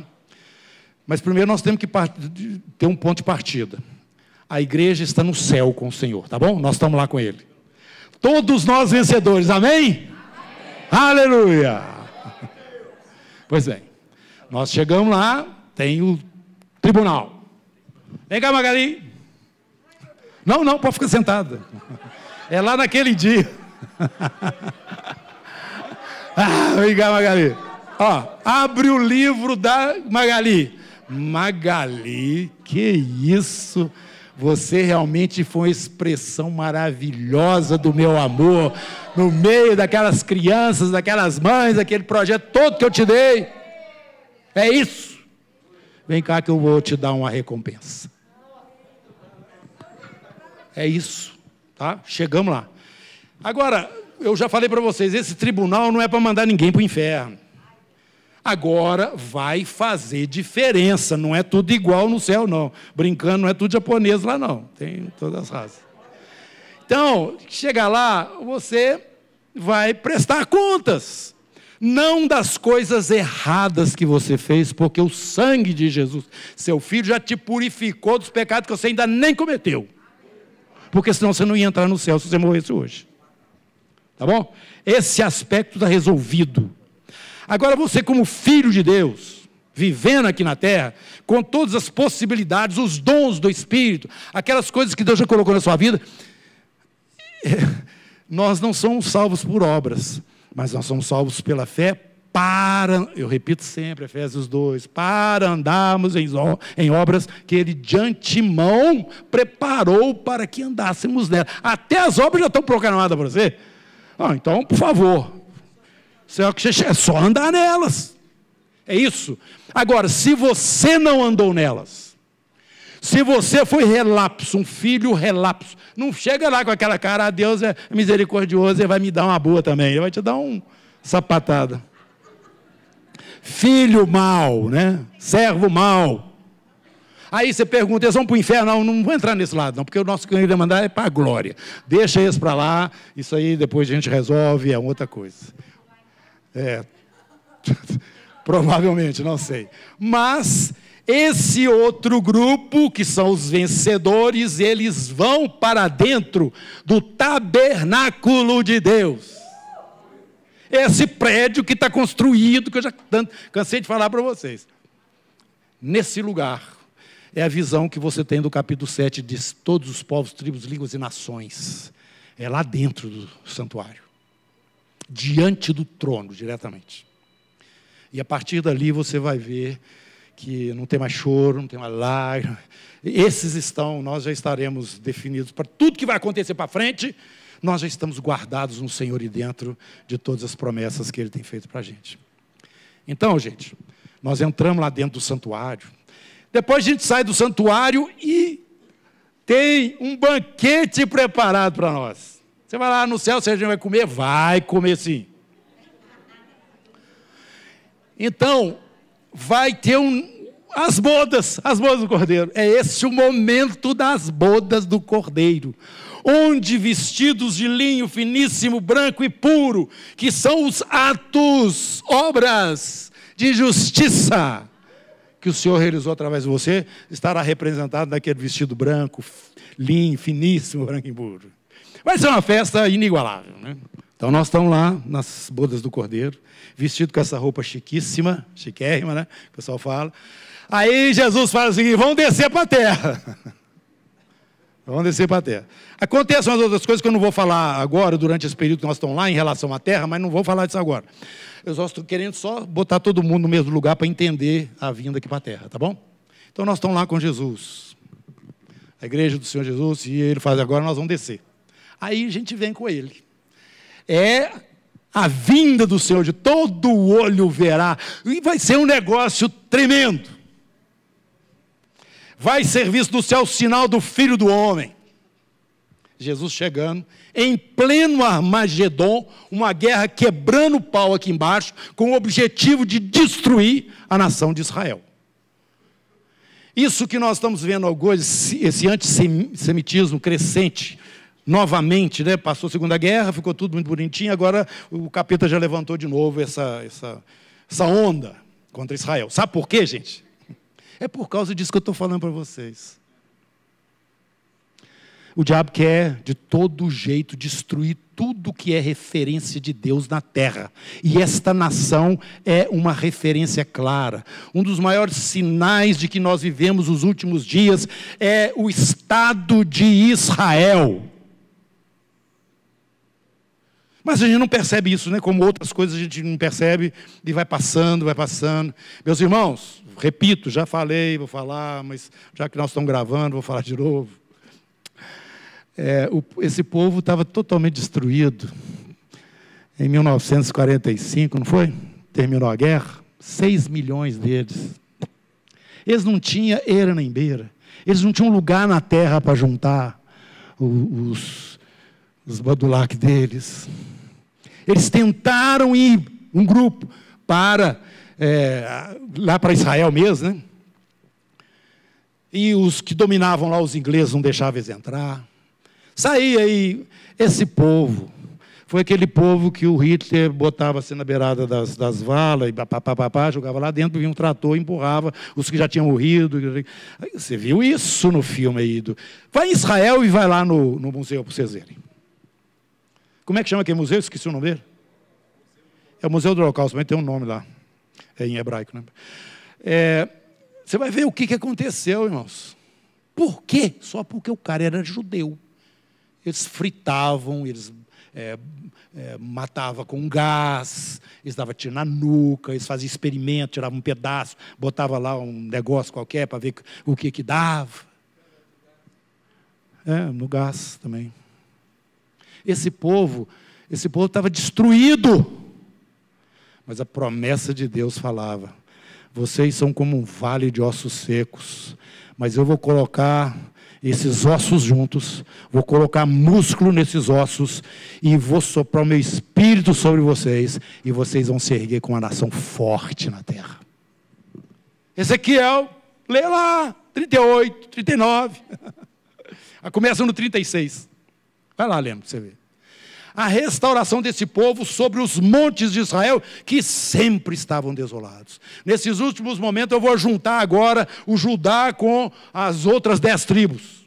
Judá e Efraim, Judá e Benjamim, com as outras 10 tribos. Vão ser como um povo só. É o que você está vendo lá. Não tem divisão de tribo lá em Israel, não, gente. Antes tinha. Aqui ficava a tribo de Gade, aqui ficava a tribo de Manassés, aqui ficava a tribo de Rúben, aqui ficava... Vai lá, procura lá para você ver se você encontra. Mas eles estão lá. E vocês estão vendo o poder de Deus sendo manifestado através dessa nação, diante de toda essa horda maligna que tem sido levantado no mundo contra Israel, gente. Por quê? Eles não... Por quê? Nada. Todo o terreno que eles têm alcançado a partir daquilo que a ONU tinha definido foi em guerra. Foi em guerra. Estava lá com um pedaço deles tranquilo, mas eles queriam julgar eles no mar, acabar com eles. Teve guerra. Aí eles foram um pouquinho mais para frente. Aí veio outra guerra, um pouquinho mais para frente. Outra guerra, mais para frente. Tem que sair daí, não. Se você me garante que ele não vai pular no meu pescoço, nós fechamos um acordo aqui tranquilo, que já foi oferecido várias vezes. Mas o outro lado, presta atenção nisso que eu estou falando, eles não querem terra. Eles querem estar lá no tratado deles, lá na Constituição das organizações deles, a eliminação de Israel. Não adianta da terra, já foi dado, Gaza foi entregue para eles, né? E virou o que virou. Não adianta, porque lá do outro lado não tem negociação. Não é sobre terra a história, é a eliminação deste povo. É o antissemitismo. Isso por causa de quê? É por causa lá daquela história da Eva, lá atrás, do filho varão.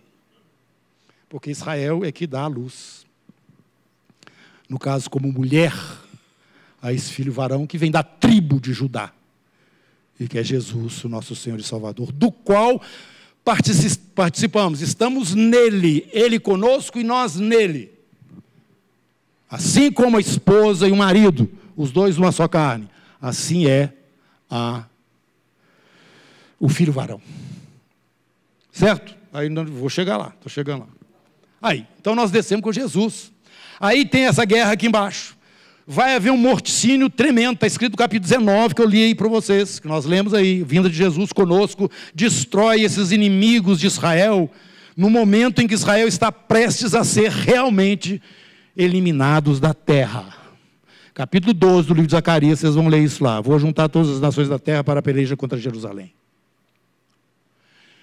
Vocês vão ver estas coisas já profetizadas. Mas o Senhor Jesus volta. E lá também, no profeta menor, fala que eles vão olhar para Jesus e para nós que estamos vindo com Jesus. E vão lamentar, vão chorar profundamente. Porque eles rejeitaram o Messias. Vão lamentar, vão chorar, como se chora por um filho, por um unigênito. Ou melhor, um primogênito. Eu não sei se essa palavra é um dos gêneros lá, ou primogênito ou unigênito. Jesus é os dois. Eles vão ver o Senhor Jesus. Aí é que vem o momento desses tribunais. O que tem aqui na terra? O que tem aqui na terra, quando nós chegamos, é essa convulsão das nações lideradas pelo anticristo e que vem para a destruição final de Israel. Tá?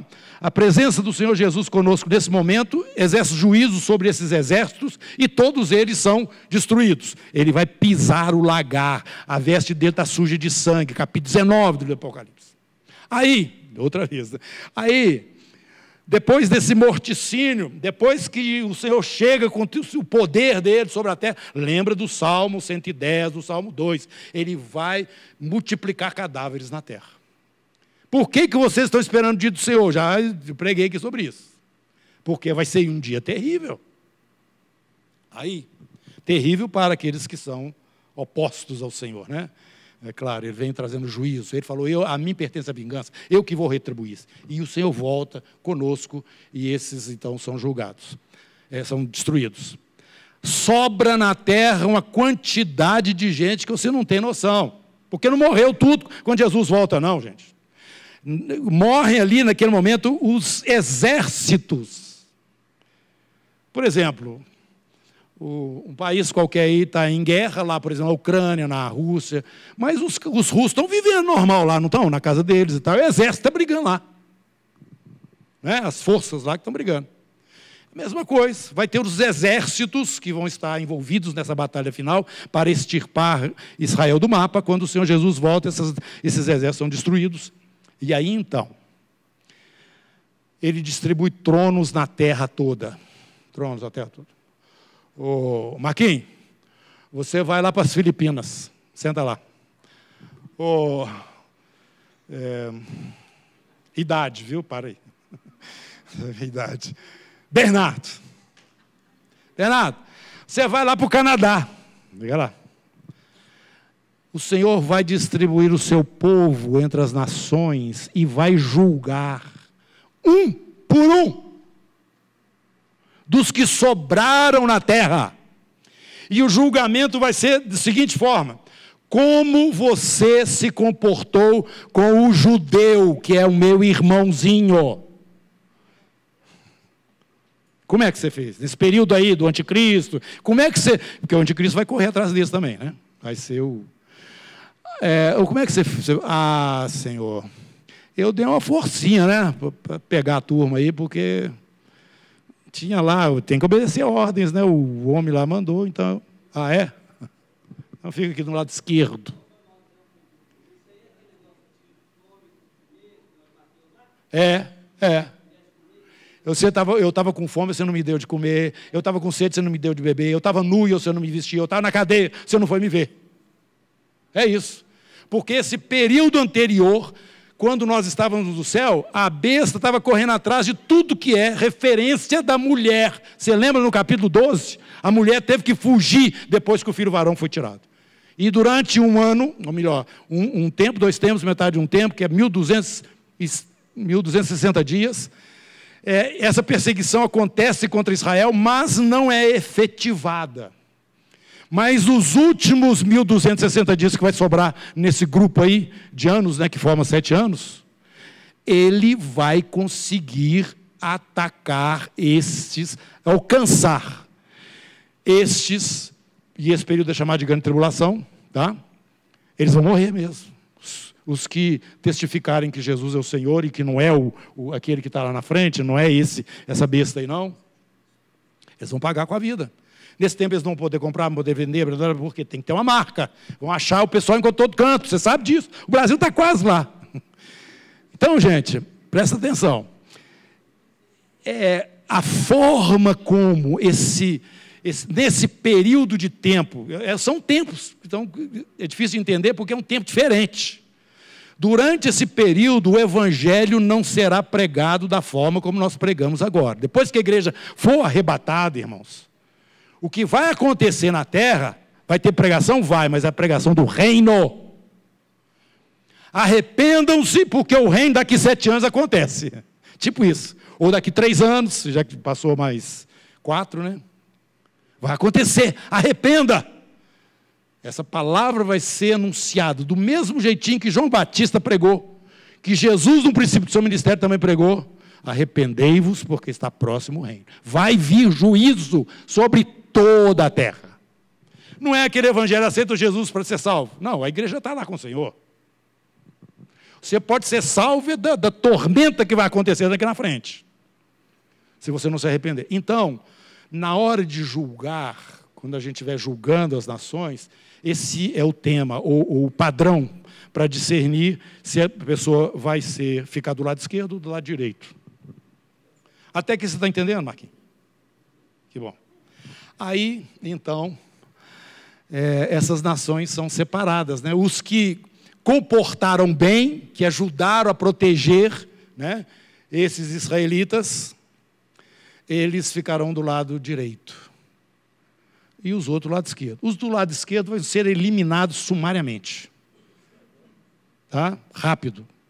Agora, para esses que estão do lado direito, Jesus vai falar para eles: olha aqui, turma, vocês são bem-aventurados, vocês estão herdando o reino que foi prometido desde lá de trás. Começa um período maravilhoso. E vocês lembram lá do templo lá de trás, os filhos de Noé, no instante eles encheram a terra? Pois bem, o grupo de pessoas que vai estar entrando dentro do milênio, vivos, assim com carne igual a nós, porque nós não vamos estar igual a eles, não. Já com o corpo glorificado, porque nós já fomos arrebatados e voltamos. Mas eles não estarão com corpos normais e vão entrar dentro desse período, que é um período maravilhoso, porque Satanás está preso, o anticristo está no lago de fogo e enxofre, com a besta, com o falso profeta, e começa esse reino com cetro de ferro. Para que cetro de ferro, meu Deus? Porque os homens ainda estarão nesse corpo natural. E eles terão que abrir mão de todo aquele desejo ou impulso que está aqui nesse corpo, que estiver além daquilo que é devido para o homem. Então, se alguém pecar, se alguém cruzar a linha, o cetro de ferro vai vir também. Ah? Mas, em compensação, não vai ter demônio na terra, gente. Presta atenção. Não vai ter demônio para te tentar, não. Outra coisa, para ti não, para essa pessoa, né, para essas pessoas. Não vai ter o mundo, o sistema, esse sistema podre que está aí, de Satanás. Não vai ter tentação, ou aquela, um trem ali, ó, olha lá, a luz brilhando, vai me puxando para lá. Não vai ter, não. A Bíblia fala que a terra vai produzir de uma forma abundante. Você nem acabou de comer a safra, já tem outra chegando. As armas de guerra serão utilizadas e transformadas em ferramentas agrícolas. O mundo vai ser outro, a natureza já vai estar como estava lá no passado. Vocês vão ver a terra como é que era bonita, quando ela voltar no original. O milênio ela vai ser no original. Vai ser uma coisa maravilhosa. Haverá um progresso tremendo. Há um crescimento maravilhoso, porque Jesus e a igreja do Senhor Jesus estará governando as nações com cetro de ferro. Guarda aí um pouquinho, só para eu terminar, porque já está na hora e aí entram as perguntas. Aí, o que significa isso, irmão? Significa que o Deus está dando mais uma oportunidade para os homens.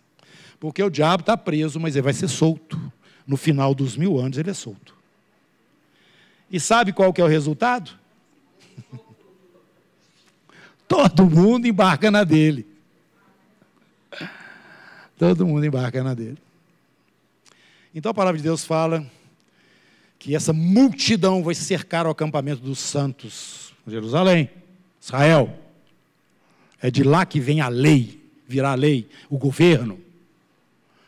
Aí a Bíblia fala assim, simplesmente que vai descer fogo do céu e vai consumir essa turma toda. Ponto final. Até aí você entendeu? Mais ou menos? Não é possível. Ajuda o Marquinhos aí. Israel vai estar no milênio também. Como Israel vai estar no milênio? Vou te explicar. Melhor. A Bíblia fala que quando chega esse momento, capítulo 11 do livro de Romanos, quando Jesus volta, todo Israel será salvo. Todo. Quando Jesus voltar, mas é no momento final. Tá? Só tem um pouquinho. Os que morreram durante a perseguição do anticristo, durante esse período, eles vão ressuscitar quando a gente voltar com Jesus. Aí eles ressuscitam. São os santos da tribulação. E junto conosco, eles também vão julgar nesses tribunais. Entendeu? Até aí? Deu para... Então tá bom. Então, meus irmãos, eu vou parar aqui hoje e vou abrir para perguntas, tá? Nós ainda temos um tempinho aqui. E você, então, que tem alguma coisa para perguntar dentro do que nós estamos falando, nós vamos tentar ajudar. A nossa história está sendo escrita, e ela não é o que você está lendo atualmente, não. Tá? Então, tem coisa... A Bíblia fala que, depois do outro juízo, do trono branco, vão ser abertos livros. E esses livros vão ter a história de cada pessoa que vai ser apresentada lá. Então, os julgamentos vai ter um relatório, o que é... Agora, esse relatório não é do jeito que a gente pensa, porque nós não temos os mesmos valores que o Senhor tem. E não estamos vendo totalmente o que Ele está fazendo a nosso respeito, através da nossa vida. Então, tem coisas que Deus tem te usado e que você tem respondido, mas que você não tem consciência exata daquilo. Está escrito. Tá? E vai aparecer naquele dia. Para ser um vencedor, repito, persevere até o fim. Ser fiel até a morte e você já vai receber a coroa da vida. E os vencedores. Existe alguma categoria intermediária, perdedor que é salvo, alguma coisa nesse sentido? Existe? Por que essa distinção de vencedor? Existe o perdedor? Isso me confunde. Tá. Vão entender isso aí. A palavra de Deus, nas cartas às igrejas, é muito clara a palavra de Jesus. As igrejas são 7 candeeiros que aparecem ali. Então, são igrejas, né? Agora, ele fala para as igrejas, candeeiro, individualmente. A respeito, quem tem ouvidos ouça, vocês que já são igreja, quem tem ouvidos ouça o que eu estou falando. Dentre vocês, o vencedor vai ser recompensado dessa forma. Então, dentro da igreja, tem pessoas que são perseverantes até o fim. E tem pessoas que não são perseverantes até o fim. Mas como a salvação é dom, é graça de Deus, ele vai estar presente lá. Mas não fará aquela caminhada sequencial para dentro do tabernáculo e na sequência para as bodas. Provavelmente pode chegar lá como convidado, mas não vai ser vencedor. Mas como a Bíblia não fala sobre isso, entendeu? Aí uns falam, não vão para as trevas exteriores, porque ela vai ter ranger de dentro. Gente, eu não quero entrar muito nisso, porque isso são coisas que é a maneira de entender, interpretar, né, de cada um. Eu acho que vai ter espaço, sim, que o pessoal vai... Eu imagino. Vou usar eu aqui como exemplo. Eu chegar lá, e eu não sou um vencedor, eu vou ver que eu poderia totalmente ter sido um vencedor, eu tinha todas as chances. Eu furei. Ninguém vai reclamar, viu, gente? O pessoal que for condenado nos tribunais que virão, ninguém vai reclamar, não, você está sendo injusto comigo. Não vai ter jeito. Entendeu? Responsabilidade de cada um. Eu estou falando, quem tem ouvidos, ouça. Por quê? Se existe essa advertência, é porque tem alguma conta ali que vai ser checada. Tá bom? Uma outra pergunta? Foi eu. Pastor, o livro de Daniel fala sobre quando se manifestar o anticristo, vai ter a criação da moeda única e vão ter os reinos 10 reis que vão estar governando juntamente com ele. E a gente vê muito na mídia, fala sobre nova ordem mundial e o dólar e agora o euro como moeda única. E emendando a pergunta, nós vamos ver o anticristo? Sim. Nós vamos falar sobre isso nos próximos estudos, mas eu já vou te adiantar a minha visão, baseado no capítulo 2 de 2 Tessalonicenses. Tem 2 sinais que a igreja precisa ver antes que o arrebatamento aconteça. O primeiro deles, que já existe, é a grande apostasia. O segundo deles é o próprio anticristo surgindo. Agora, isso embaralha a cabeça das pessoas, que elas pensam que o arrebatamento acontece antes do anticristo chegar. Não. O anticristo é uma figura que nós, pelo livro de Daniel, vocês vão perceber isso. Ele vai crescendo. A igreja vai saber identificá-lo por aquilo que a Bíblia fala a respeito do personagem. Mas ele vai gastar um tempo para chegar lá nessa posição de autoridade plena na terra. Nós vamos ver ele, porque é o segundo sinal que precisa acontecer. Mas a Bíblia nos ensina que nós não vamos estar debaixo desse período, tá, em que a mulher está fugindo para o deserto. Porque o filho vai... Nesse período dos 1000 anos, né, eu vi você falando aí a respeito de como se fosse uma última chance, né, que o pessoal vai estar, quem já foi salvo vai estar governando, e aí não vai ter demônios na terra, né, e a pessoa vai ter que se livrar daquelas, vamos dizer assim, daquelas tentações que ela passou aqui. Essa seria como se fosse uma última chance da pessoa? Não vai ter tentação. Não vai ter tentação. Não vai ter tentação. Não, então não. ela teria que se livrar do que ali que você entendeu? E vai ser uma chance dela ser salva ainda ou não? Deixa eu te explicar. As pessoas que estiverem vivendo, elas vão ter os seus relacionamentos. Vai que tem lá um problema entre um e o outro, e uma pessoa fala certas coisas para a outra. Para você saber mais precisamente como vai ser esse período, você lê o Sermão do Monte. Ali está a constituição do reino. A forma do julgamento não vai ser pelas ações, mas vai ser pelas intenções. Hoje, para se julgar alguma coisa, você tem que ter lá o fato. Mas Jesus fala que só da pessoa já intentar, tá? Isso vai ser conhecido, porque nós já vamos ter corpo glorificado, nós já temos a mente de Cristo, e nós vamos saber o que as pessoas estão pensando. Mas aí essa vai ser uma chance ainda desses que sim. Ainda vai para essa turma aqui do milênio, vai ter todos os que entram no milênio, no princípio do milênio, são salvos.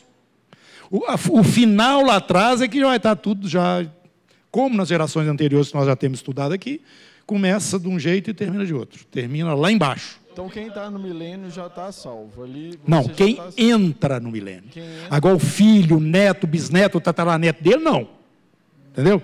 Mas esta questão não vai ser definida ainda, vai ser definida no tribunal do trono branco, que vem depois do milênio. Então, o julgamento do pessoal que vive no milênio é só no trono branco.